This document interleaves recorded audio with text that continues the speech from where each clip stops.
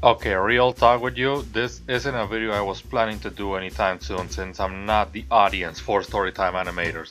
I definitely have one or two that I can talk about for a certain marathon that I'll get around sooner or later, but yeah, Jaidenanimations was never on my radar and neither were Nuzlocke Pokemon videos, so it was a very odd combination to see in my recommended videos.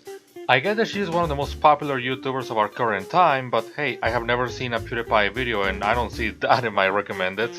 So you can imagine my surprise to see content from somebody that I've never watched about a topic that I've never been interested into.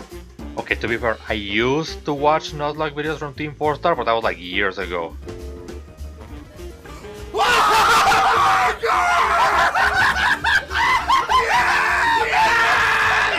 Mr. Snake is unkillable! Holy shit! I was ready for the death! And it doesn't help that my relationship with Pokemon is really low. I do play some of the games, but when it comes to videos, I have watched a review here and there, which was also years ago, so I was really caught off guard with this video in almost every form possible.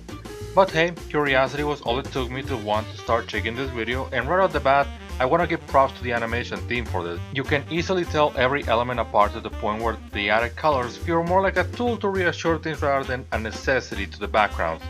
To the point where even the areas with not much color are still clear and easy to understand. I know this isn't a big deal for those that are fans of this kind of content, but it's important to acknowledge that the style of work and a smooth aesthetic can do much more than the idea of cutting edge production values. You think I'm talking crazy? Go watch Lion King comparisons. The timing and sense of humor is as always very subjective, but I think it's handled quite well by the overall narrative. The way the story is being told by both Jaiden's voiceover work and the storyboarding makes it easy to digest. I can easily tell what's so engaging about this kind of work. Focuses on doing things quick and to the point, which makes sense considering the project in question. The last thing you want to do is to put your team on a schedule for a story that takes more time than it needs to, especially when that story is going to be animated, making the risk of redundancy an actual risk in terms of resources, time, and effort.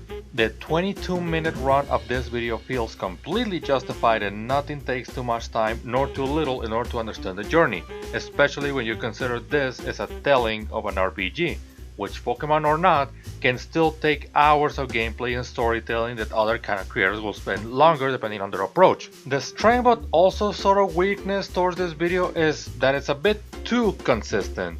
There's not a lot of points where the video can surprise you with a joke or visual change, since it keeps the same kind of pace, tone, and sense of humor throughout the entirety of the video. But because of that, I can also say that you enjoy the first 5 seconds, the rest of the video is exactly like that until...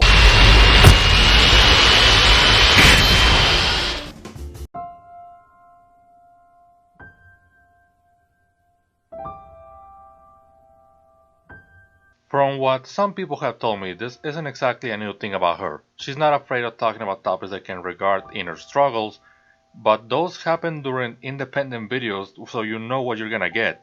If I take a deeper time to explain why this narrative works, it's majorly in the same way how modern stories manage to stand out. They set a tone throughout the majority of the story, and before you know it, you realize that there's clearly something off and it's probably gonna come back as a revealing plot element, showing up in the end as a plot twist, or during the final moments of the story to build up tension. And I am aware that this works majorly on a meta form since that other timeline actually happened. You see, she actually streamed her Nuzlocke run, which ended on her actually losing, but the chat, thanks to a poll, convinced her to try again and ended up winning. Which turns the whole argument of not deserving this victory into something that makes more sense given how, again, that's the rule. If you lose, it's over, no ifs or buts. And trust me, the Pokemon community can be quite strict with rules of that sort.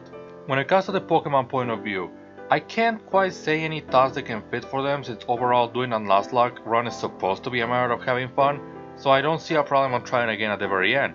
But I'm not into the community as much as I should in order to form an opinion that can actually fit in with the fanbase. Narratively speaking, this video is yet another proof to why I take online creators as seriously as I do. There's no difference between a writer for a traditional media and a writer online, just like there's no real difference between a studio that works on a network and one that works on a freelance environment. Both of them try to create emotions and stories through their work, as well as expressing their ideas to the world in their own unique way to a point where you can connect to their stories even though these ones are more personal than anything, which is probably why they work so well on their own. And I will probably talk about this channel's content in the future, since I'm curious about all the stuff I missed, as well as other channels that I have encountered. Although I can't speak about the throne itself, I can say that Jaiden and her team deserve to be exactly where they are right now, and I can't wait to see their future later on. Thanks for listening.